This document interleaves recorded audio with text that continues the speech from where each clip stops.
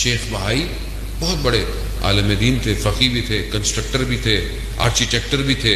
انہوں نے امام رضا علیہ السلام کا حرم بنایا ہے، انہوں نے بنایا، اور ابھی بھی ان کا جو مرکز ہے، ان کی جو مقبرہ ہے، وہ امام کے حرم کے اندر ہے. کہتے ہیں کہ جب یہ حرم بن رہا تھا تو انہوں نے جو کام کر رہا تھا اس کو ایک تعویذ دیا تھا، اور یہ کہا تھا کہ یہ جو حرم کا دروازہ بناؤ تو یہ تعویذ دروازے کے اندر رکھنا، پھر دروازے کو مکمل کرنا. جب وہ واپس آئے دیکھا دروازہ بنا ہوا ہے، کہا تعویذ رکھا؟ کہا نہیں رکھا. کہا کیوں نہیں رکھا؟ جب میں نے آپ کو کہا تھا. کہا جب تعویذ رکھنے کا وقت آیا تو رات کو میں جب سو رہا تھا تو میں نے خواب میں امام کو دیکھا. امام نے کہا کہ یہ تعویذ دروازے میں نہیں رکھنا.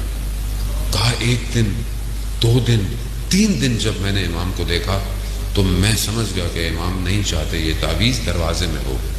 تو شیخ بہائی بیٹھ گئے اور گریہ کرنے لگے. کہا کیوں رو رہے ہیں؟